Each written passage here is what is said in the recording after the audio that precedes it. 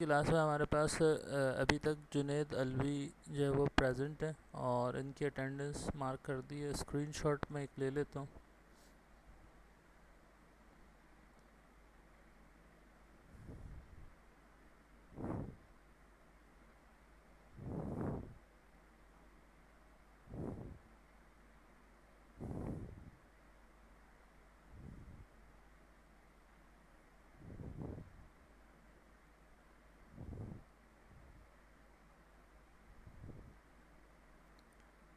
Today class 82 हो जाएगी।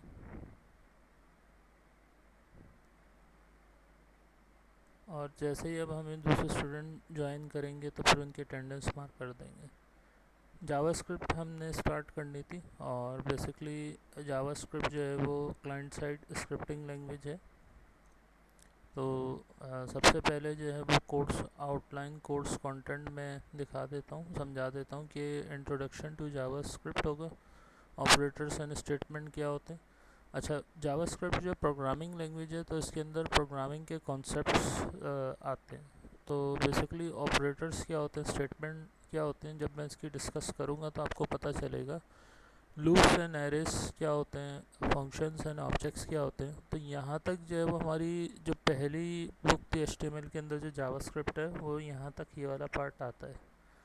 और बकिया फिर मैंने इसके अंदर ऑब्जेक्ट ओरिएंटेड बुक को भी इंक्लूड किया है। हमारी जावास्क्रिप्ट की एक और बुक है, matching patterns in JavaScript, pre processing JavaScript file, grouping script and non blocking script, interacting with HTML object using JavaScript, JavaScript minification, web workers क्या होते हैं, JavaScript developers tools, using responsive API in JavaScript, Canvas and JavaScript ये, और web storage और जियो location. ये तीन chapter जो है वो हमारी HTML बुक के हैं, इनको मैंने लास्ट में रखा है।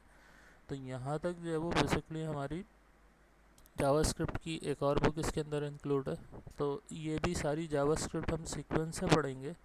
और फिर एंड के अंदर जो है मैंने UI UX की बुक को भी इंक्लूड किया है। तो टोटली हम इस में जो है वो 3 बुक्स को देखेंगे जिनका लिंक जो है वो HTML CSS और जावास्क्रिप्ट से है। तो अब UI UX के अंदर हमारे पास जो कंपोनेंट्स हैं उनको हम इधर इम्प्लीमेंट करेंगे।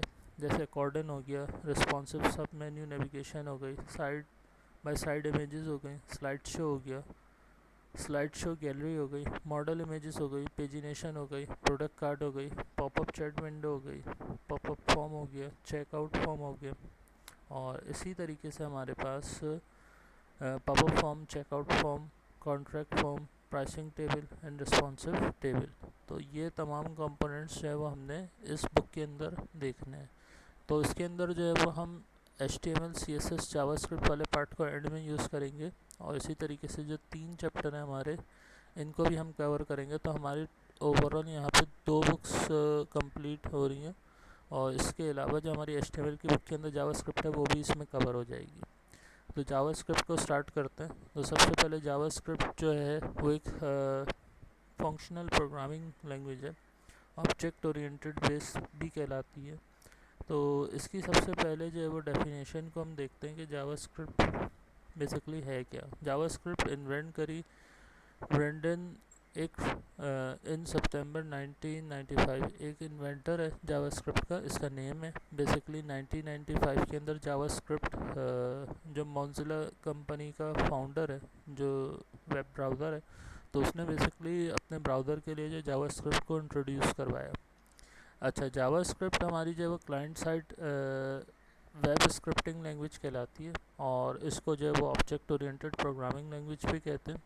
इसमें हमारे पास 2 किस्म की टाइप्स की जो है वो स्क्रिप्टिंग होती है। एक क्लाइंट साइड स्क्रिप्टिंग जो कि हम प्योरली इसके अंदर पढ़ेंगे जावास्क्रिप्ट। और इसी तरीके से अब जो इंट्रोड्यूस्ड हुई है लेटेस्ट तकरीबन, तो सर्वर साइड स्क्रिप्टिंग लैंग्वेज होती है थ्रू Node.js। इसके अंदर जो है वो सर्वर साइड स्क्रिप्टिंग लैंग्वेज आपकी जो क्लाउड सिस्टम है, क्लाउड आर्किटेक्चर सिस्टम होता है, उनके ऊपर इसकी डेवलपमेंट होती है। और फिर इसकी होस्टिंग भी उसी के ऊपर ही होती है।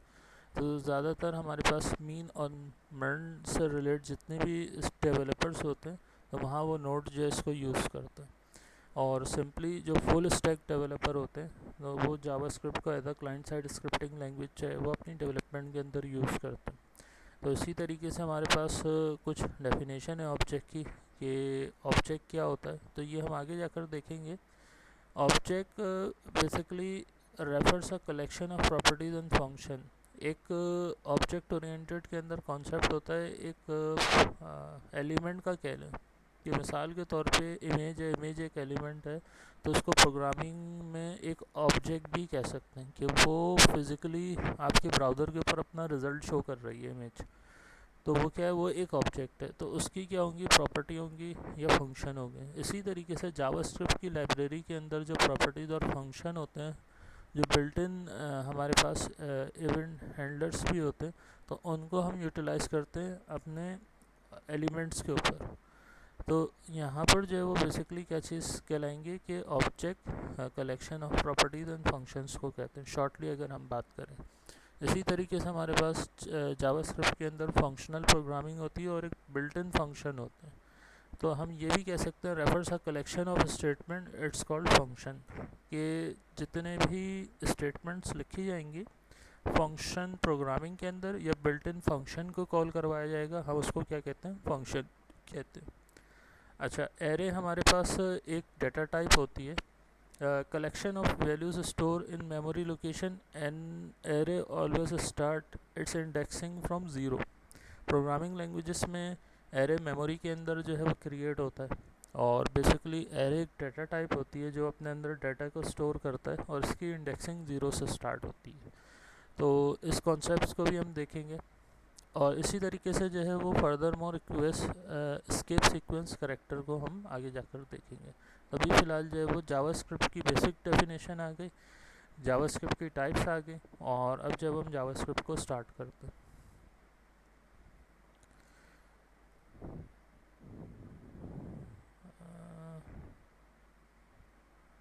आ गए भाई मदर और तला, अटेंडेंस को अपडेट कर देते।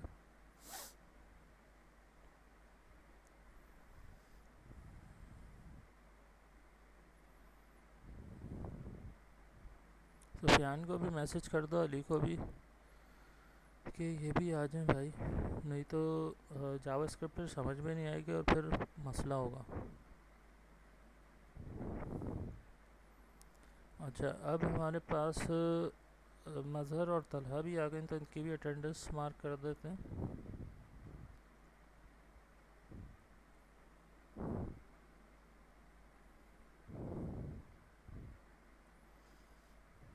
स्क्रीनशॉट ले लेते एक अटेंडेंस की।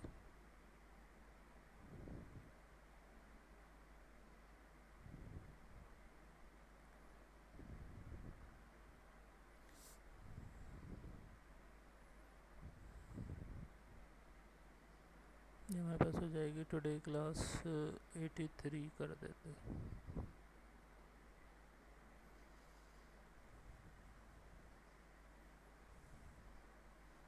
अच्छा, कंटिन्यू करते हैं। सबसे पहले जावास्क्रिप्ट को हम स्टार्ट करने के लिए HTML ही यूज़ करते हैं, और जिस तरीके से हमने CSS को इनलाइन अप्लाई किया था, फिर एक्सटर्नली अप्लाई किया था, इसी तरीके से यहाँ पे हमारी जावास्क्रिप्ट की भी एक फ़ाइल होती है, उसको भी क्रिएट किया जाता है।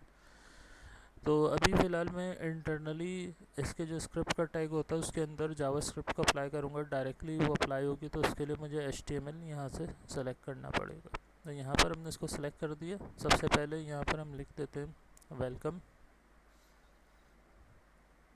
और HTML की फ़ाइल है तो हम इसको सेव करवा देते हैं। जावास्क्रिप्ट के फ़ोल्डर में मैं इसको सेव करवाऊँगा, मैंने एक अलग से फ़ोल्डर इम्प्लीमेंट किया है डेस्कटॉप पे, ताकि इसकी एग्जांपल्स जितनी भी हैं वो सी से एसोसिएट हमारी इम्प्लीमेंट हो। तो यहाँ पर मैं ले लेता हूँ js2.html, और यहाँ पर हमारे पास जो है वो जो प्रोजेक्ट होता है, प्रोजेक्ट के अंदर हम इसको ऐड करवाते हैं टाइटल के नीचे। यहाँ पर हमारा स्क्रिप्ट का टैग जो है वो स्टार्ट होता है बेसिकली। अच्छा, स्क्रिप्ट के टैग के अंदर सबसे अहम तरीन चीज़ होती है कि हमारी कि हम इसको लैंग्वेज यहाँ पर सेलेक्ट करें, और इसकी जो स्क्रिप्टिंग लैंग्वेज आ रही है वो होती है जावास्क्रिप्ट। तो इसको सेलेक्ट करने के बाद फिर हमारे पास यहाँ पर आती है टाइप, और टाइप के अंदर हमारे पास यहाँ पर ECMA स्क्रिप्ट आ रहा है, ये लेटेस्ट जावा स्क्रिप्ट कहलाती है, और जो हम जो पढ़ रहे हैं जावा स्क्रिप्ट वो यहाँ पर है बेसिकली। तो ये ज़्यादातर कॉल होती है। तो अब यहाँ पर इसका क्लोजिंग टैग भी होगा, और इस टैग के अंदर जो है वो हमारे पास सबसे पहले जो है वो जावा स्क्रिप्ट लिखी जाएगी। तो सबसे पहले यहाँ पर हमारे पास जो कॉन्सेप्ट है क्लाइंट साइड स्क्रिप्टिंग का, सर्वर साइड स्क्रिप्टिंग का, तो यहाँ जो हम कर रहे हैं वो बेसिकली क्लाइंट साइड स्क्रिप्टिंग कर रहे हैं, और इनलाइन जावास्क्रिप्ट कहलाती है बेसिकली। और एक्सटर्नल फाइल हमारी जो है वो, उसके लिए भी हम स्क्रिप्ट का टैग सबसे पहले यूज़ कर सकते हैं। तो यहाँ पर वो भी मैं बता देता हूँ, और फिर जो हम सबसे पहले अपना जो वेलकम है उसको प्रिंट करेंगे। तो यहाँ पर सिमिलर इसी तरीके से टॉप पर स्क्रिप्ट लैंग्वेज जावास्क्रिप्ट, इसी तरीके से टाइप, और टाइप के अंदर जो है हमारी जावास्क्रिप्ट की टाइप आ जाएगी, और यहाँ पर src लगता है। तो src के अंदर हमारी जो एक्सटर्नल जावास्क्रिप्ट की फ़ाइल बनेगी वो आ जाएगी, और इसी तरीके से इसका क्लोजिंग टैग इसके साथ यहाँ पर लिखा जाएगा। तो ये जो होता है वो बेसिकली एक्सटर्नल फाइल को इंक्लूड कराने का तरीका होता है, कि हम जो है वो अपनी एक JS की फ़ाइल बनाते हैं और उसके अंदर जावास्क्रिप्ट लिखते हैं, और फिर उसको यहाँ से लिंक करवाते हैं, और फिर उसको यहाँ पर अपनी HTML के डॉक्यूमेंट में यूटिलाइज़ करें। तो एक्सटर्नल जो है वो हम ज़्यादातर फंक्शनल प्रोग्रामिंग के अंदर यूज़ करते हैं, और इनलाइन जो होती है हमें ज़रूरत होती है यहाँ पर एज़ यूजुअल, तो हम इसको यहाँ पर भी यूज़ कर सकते हैं। तो अब यहाँ पर हमारे पास सबसे पहले वेलकम हम इसके अंदर कराते हैं, तो उसके अंदर हमारा फंक्शन यूज़ होता है डॉक्यूमेंट डॉट राइट। इसको हम लिख लेते हैं डॉक्यूमेंट डॉट राइट। हमारे पास दो फंक्शन होते हैं, डॉक्यूमेंट डॉट राइट और document dot right LN, inline. सही है। तो इन दो फंक्शन में से जो पहला फंक्शन है, दोनों का काम सिमिलर सेम ही होता है। तो यहाँ पर मैं लिख देता हूँ डबल कोटेशन में,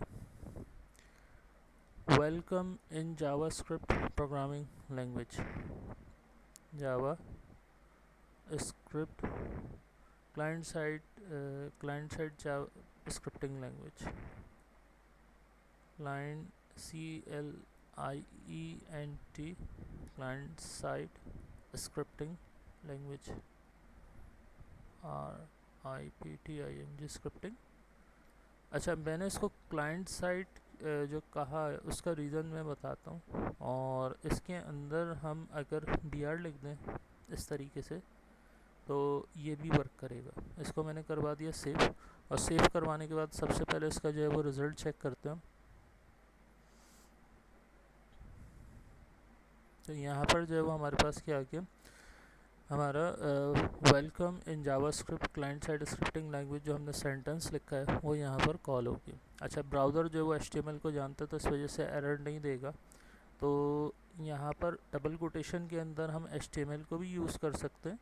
तो यहाँ पर जो है डबल कोटेशन के अंदर मैंने ब्रेक लगा दिया, और इसके बाद जो मैं टेक्स्ट लिखूँगा तो वो मुझे नेक्स्ट लाइन पर शो होगा।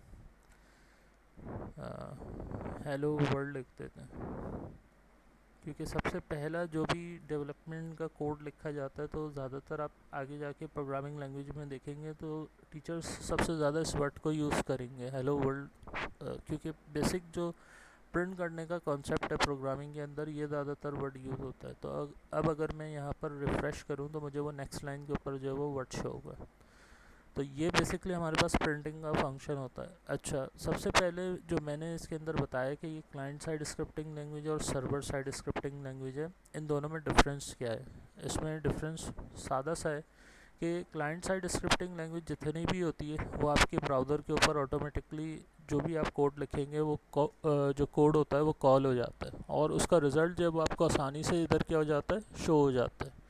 अच्छा, सर्वर साइड स्क्रिप्टिंग लैंग्वेज जितनी भी हमारे पास होती हैं उनके लिए हमें जो है वो सर्वर चाहिए होता है, और सर्वर जब तक हम इंस्टॉल ना करें तो उनका रिज़ल्ट हमें शो नहीं होता।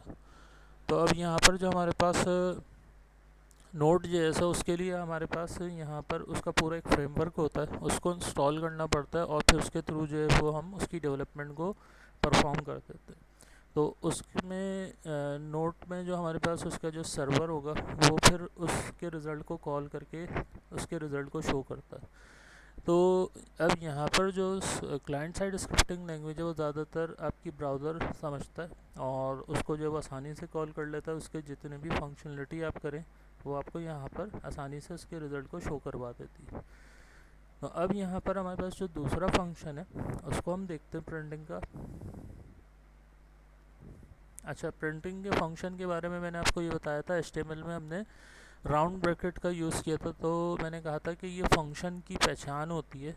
तो अब यहाँ पर अगर राउंड ब्रैकेट्स लगे हुए हों, उसके अंदर कुछ भी कोडिंग हो रही हो, तो हम इसको क्या कहते हैं, फंक्शन कहते हैं। तो ये लाइब्रेरी फंक्शन है, बिल्ट इन फंक्शन है, और इसको जो है वो हम डायरेक्टली ऐसे ही लिखते हैं, डॉक्यूमेंट डॉट राइट ln, मतलब लाइन है।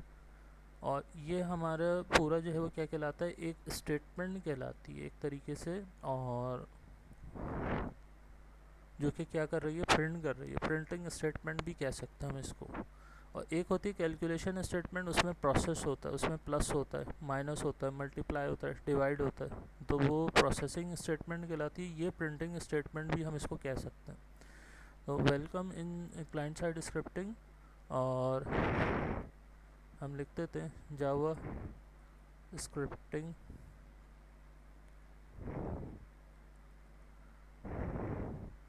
is used for web functionality। JavaScript को हम क्यों यूज़ करते हैं कि हमें वेबसाइट की फंक्शनलिटी पर काम करना होता है। अब HTML आपको तमाम काम सिंपल दिखा देती है, कलरफुल दिखा देती है, लेकिन उसमें लॉजिकल पार्ट पर अगर हमें काम करना है तो उसके लिए हम किसको यूज़ करेंगे, जावास्क्रिप्ट को यूज़ करेंगे। तो यहाँ पर हमारे पास जो है वो दूसरा फंक्शन जो है वो जावास्क्रिप्ट में प्रिंटिंग के लिए भी यूज़ होता है। तो अब इसके अंदर मैं आपको कमेंट बताऊँगा कि हमारे पास जो कमेंट्स होते हैं वो कमेंट्स किस तरीके से डाले जाते हैं। अच्छा, अब यहाँ पर हमारे पास सिंगल लाइन कमेंट्स होता है और मल्टी लाइन कमेंट्स होता है। सिंगल लाइन कमेंट्स हम इस तरीके से लिख लेते हैं, और मल्टी लाइन कमेंट्स जो होता है उसके लिए हम इस तरीके से लिखते हैं। एक से ज़्यादा लाइन को अगर कमेंट करना हो, हम कमेंट क्यों करते हैं कि कोड जो है वो हमारा परफॉर्म ना हो, तो ये वो कमेंट हो जाए, तो हम इस तरीके से इसको कमेंट भी कर सकते हैं। तो ये हमारा मल्टी लाइन कमेंट कहलाता है और ये हमारा सिंगल लाइन कमेंट कहलाता है। हम कमेंट्स क्यों डालते हैं कि जो भी हमने कोडिंग करी है उसके बारे में अगर हम बताना चाहते हैं कि बाद में जो डेवलपर्स उस कोड को फॉलो करें तो उसको पता चल जाए कि ये कोड किस पर्पस के लिए लिखा गया। तो इस वजह से हम कमेंट को यूज़ करते हैं। सिंगल लाइन कमेंट कहलाता है ये। इसका ये मतलब होता है कि अब इसके बाद जो भी नीचे लिखा जाएगा वो क्या लिखा जाएगा, वो कोडिंग कहलाएगी, सही है, और उसमें फिर एरर आ जाएगा। सिंगल लाइन में आप इसी लाइन के ऊपर जो है वो टेक्स्ट को लिख सकते हैं और ये स्किप हो जाएगा। अब अगर मैं इसको रन करूं, अभी मैं यहाँ पर इसको हटा देता हूँ मल्टी लाइन कमेंट को, और अब यहाँ पर मैंने अपनी इंफॉर्मेशन के लिए जो है वो कमेंट डाल दिया। तो अब अगर मैं इसको रिफ़्रेश करता हूँ तो मेरे पास रिज़ल्ट पूरा इस तरीके से शो होगा, और वो जो मैंने कमेंट लिखा है वो कमेंट मेरे पास यहाँ पर रिज़ल्ट शो नहीं करेगा। कमेंट जो है वो सिर्फ कोडिंग की डिस्क्रिप्शन या किस पर्पस के लिए यूज़ है उसके लिए हम इसको यूज़ करते हैं, इसके अलावा इसका यूज़ नहीं होता। अच्छा, अब मैं अगर इस कोड को कमेंट करना चाहूँ, और उसके लिए फिर मैं यही करूँगा कि यहाँ पर हम स्टैटिक इस तरीके से ले लेंगे /, और स्टैटिक पहले क्लोज होगा, फिर यहाँ पर हमारे पास जो है वो // आ जाता है। अब यहाँ पर मैं रिफ़्रेश करूँगा तो मेरा कोड जो है वो कमेंट हो गया। अब वो फंक्शनलिटी परफॉर्म नहीं करेगा। तो जैसे ही मैं इसको कमेंट से हटाऊँगा तो फिर नॉर्मल क्या हो जाएगा, ये फंक्शनल हो जाएगा। तो ये सिंगल लाइन कमेंट हमने देखे और मल्टी लाइन कमेंट्स कहलाते हैं।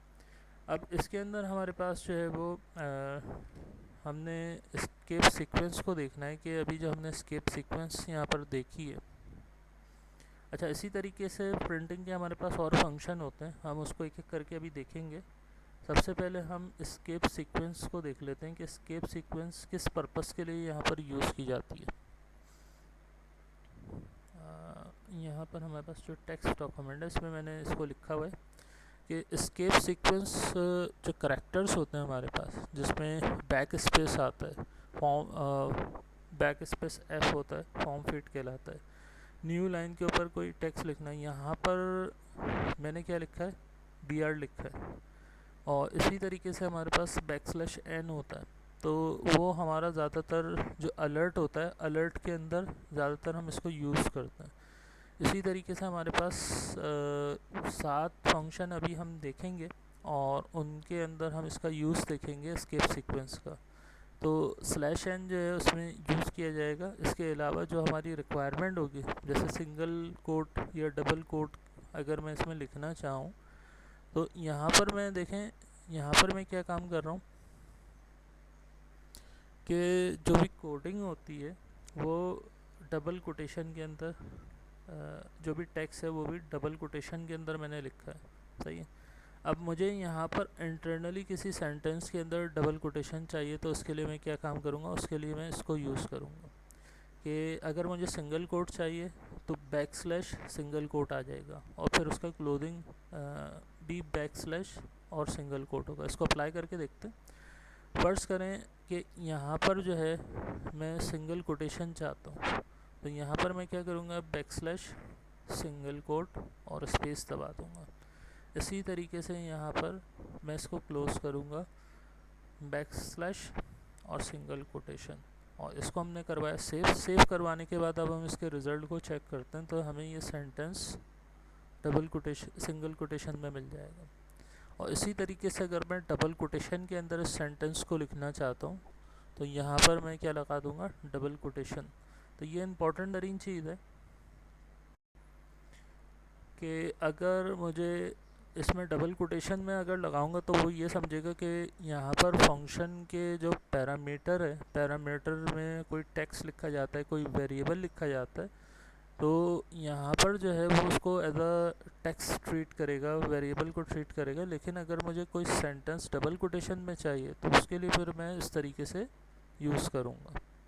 तो हम इस तरीके से यूज़ करते हैं कि बैक स्लैश डबल कोटेशन, इसको सेव करवाया, इसके रिज़ल्ट को अभी हम चेक कर लेते हैं।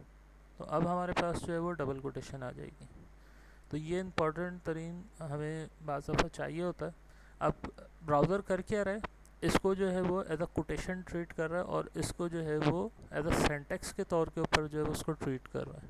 तो यहाँ तक जितना भी आपका वर्डिंग होगी वो डबल कोटेशन में आ जाएगी और उसके बाद जो है वो हमारी सिंगल कोटेशन में आ रही है। अगर मुझे डबल कोटेशन चाहिए तो मैं इसको यहाँ पर सिंपली यहाँ पर लिख दूँ, तो ये पूरे का पूरा टेक्स्ट भी डबल कोटेशन के अंदर आ जाएगा।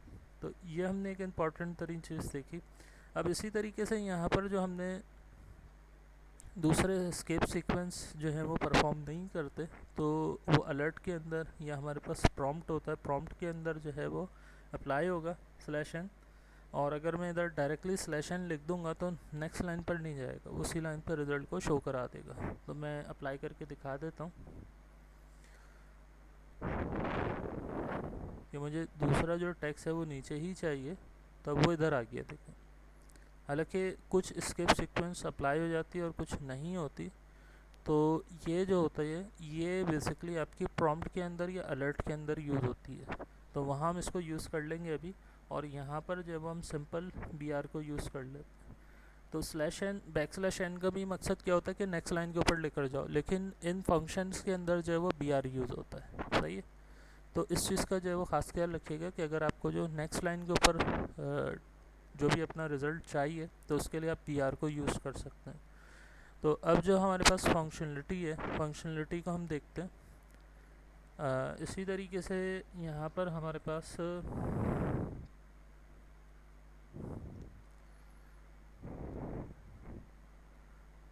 डबल बैक स्लैश भी अगर मुझे चाहिए तो मैं यहाँ पर डबल बैक स्लैश लिखूँगा तो मेरे पास जो है वो बैक स्लैशेस लग जाएंगे। और इसी तरीके से यहाँ पर बैक स्लैश ट्रिपल ए, इसका ये मकसद है कि यहाँ पर इनकोडिंग करेक्टर को ऑक्टल रिप्रेजेंटेशन में हम अप्लाई कर सकते हैं। तो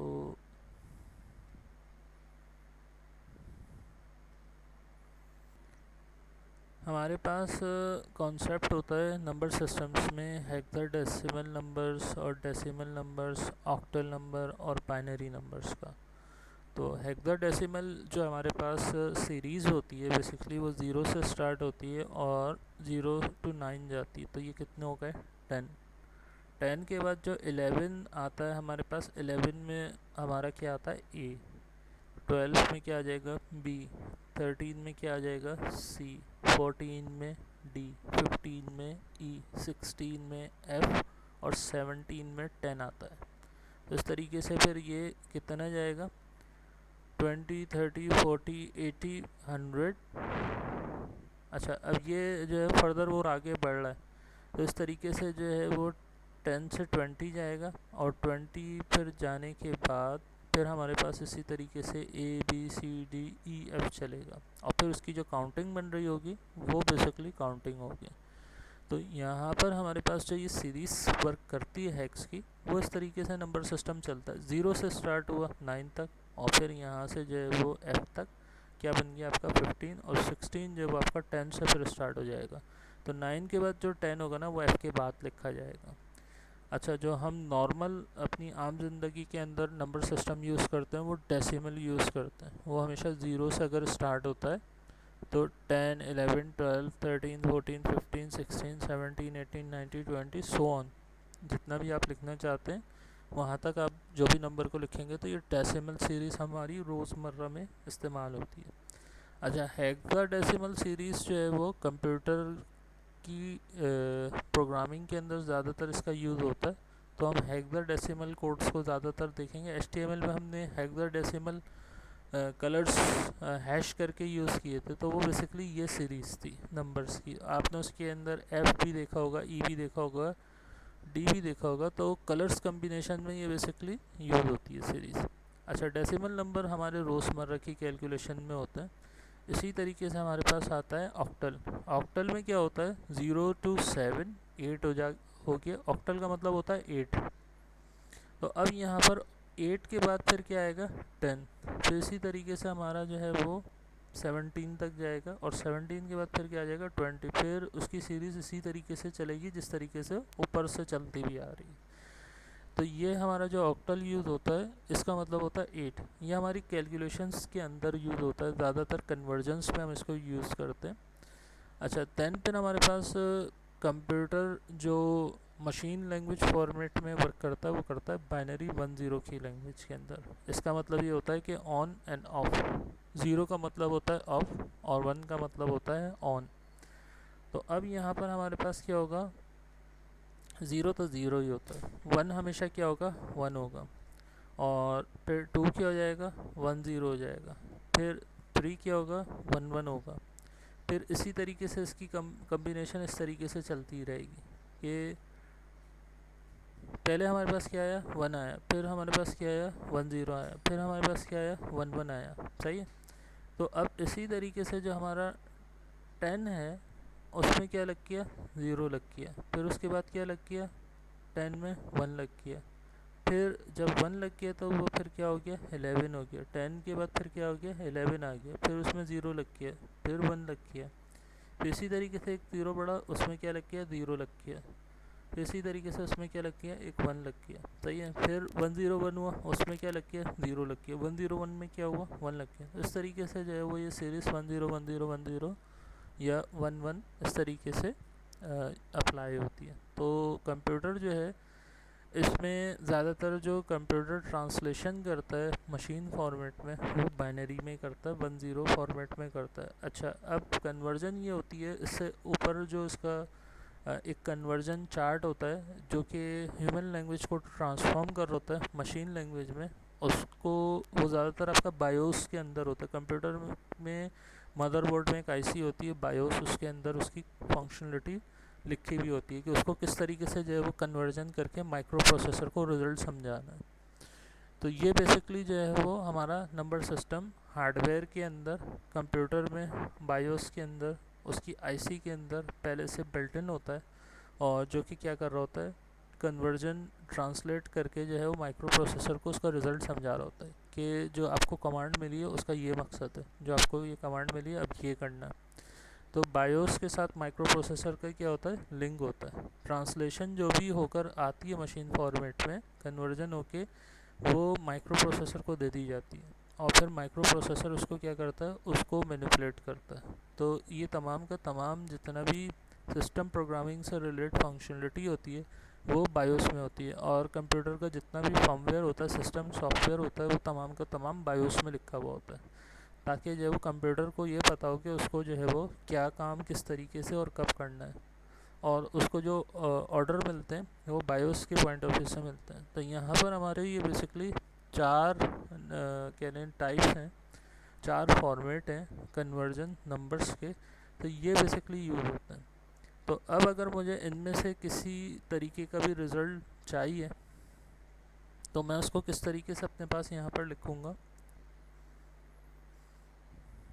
कि यहाँ पर \\a मुझे ऑक्टल के अंदर अगर कोई रिज़ल्ट चाहिए तो मैं \251 लिख देता हूँ, तो यहाँ पे मुझे इसका रिज़ल्ट शो हो जाएगा। तो यहाँ पर मैं एक न्यू लाइन में इसको परफॉर्म करके दिखाता हूँ ताकि ये आपको आसानी से समझ में आए। document.write लिखें या document.write ln लिखें, बात एक ही है, ज़्यादातर document.write यूज़ किया जाता है।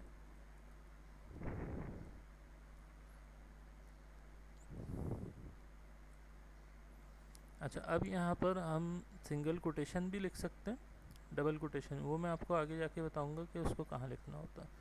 तो अब बिल फर्स्ट मैं यहाँ पर लिख देता हूँ \, और इसी तरीके से जो है यहाँ पर A261 ही लिख देते हैं, ठीक है, 261।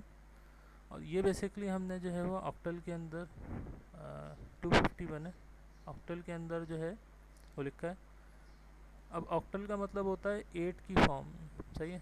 तो यहाँ पर मैंने इसको करवा दिया सेव करवाने के बाद अब इसके रिज़ल्ट को हम चेक करते हैं कि यहाँ पर हमारे पास जो है वो क्या आ रहा है, कॉपीराइट का सिंबल आ गया, सही है।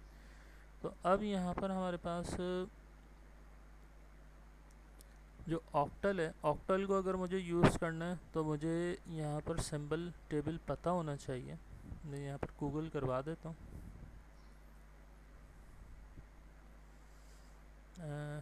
हेक्स ऑक्टल, और इसी तरीके से हमारे पास है यूनिकोड, और उसको हम कह देंगे symbol table SYMBOLTABLE in JavaScript.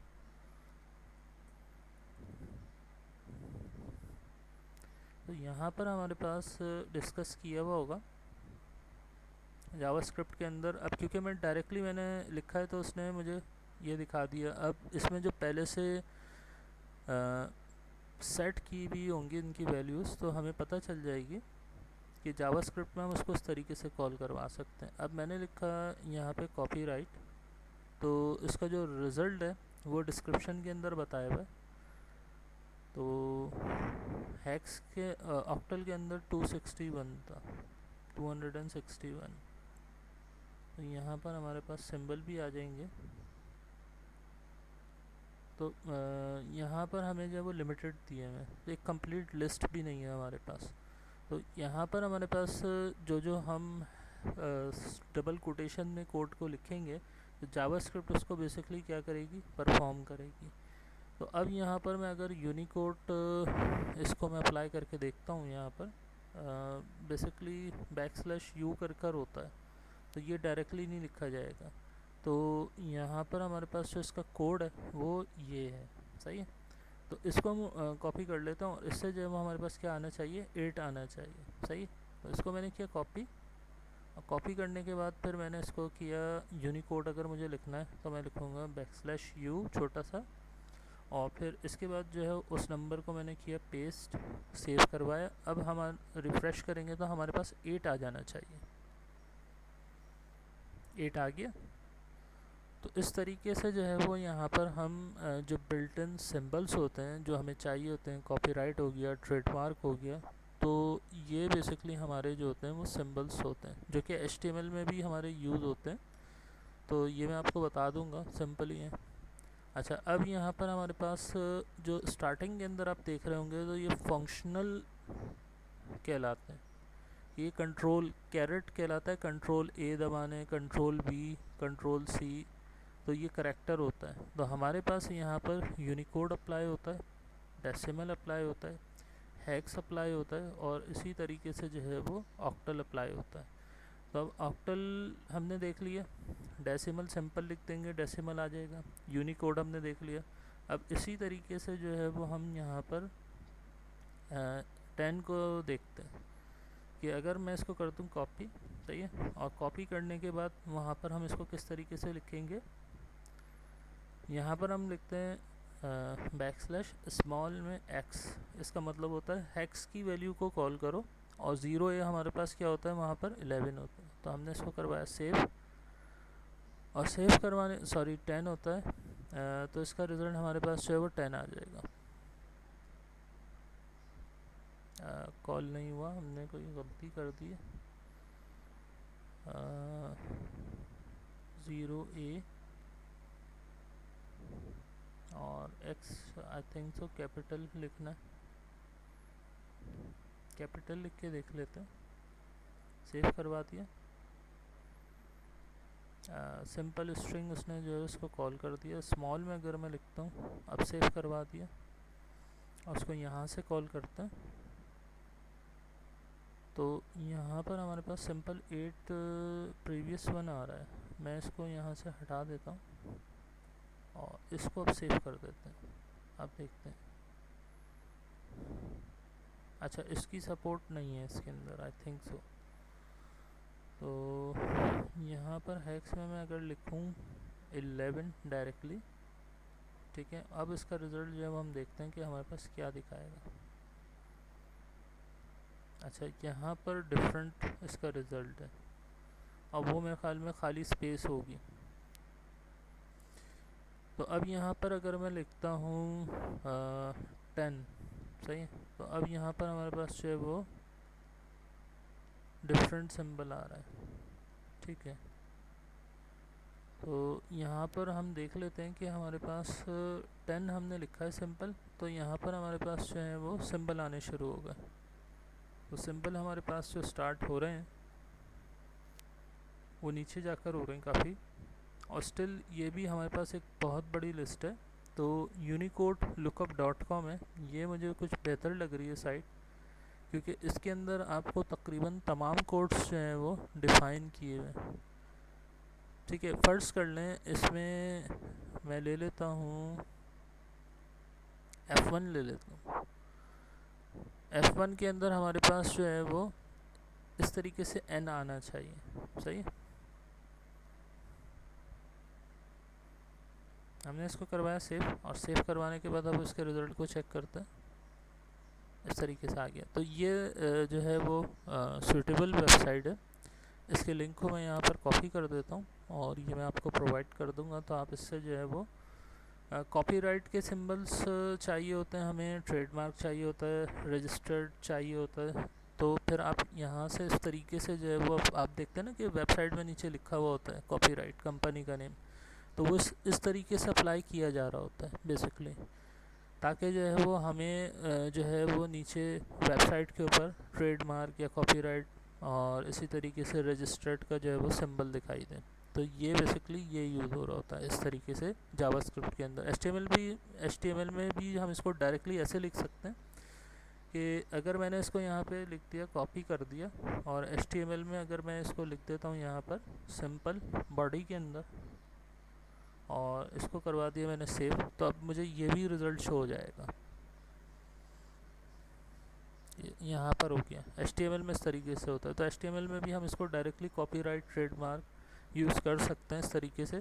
तो ये वेबसाइट पे हमारे पास HTML के तमाम जितने भी कोड हैं वो तमाम के तमाम दिए हुए हैं। और अगर मैं यहाँ पर गूगल कर दूँ, सर्च कर लूँ कॉपीराइट, तो ये रिज़ल्ट शो कर देगा कि कॉपीराइट के लिए क्या यूज़ होगा। बेहतरीन। कॉपीराइट हो गया, ट्रेडमार्क लिखकर, और कोई सिंबल हो गया। अब जैसे हमारे पास करेंसी सिंबल्स होते हैं, इंडियन रुपीस हो गया, पाकिस्तानी रुपीस हो गया, तो उसके लिए RS। इसी तरीके से पाउंड होता है, POUND पाउंड, तो पाउंड का सिंबल आ जाएगा हमारे पास, ठीक है। और स्टर्लिंग होता है STERLING स्टर्लिंग, तो स्टर्लिंग का नहीं दिया हुआ। डॉलर तो हमें कीबोर्ड से मिल जाता है।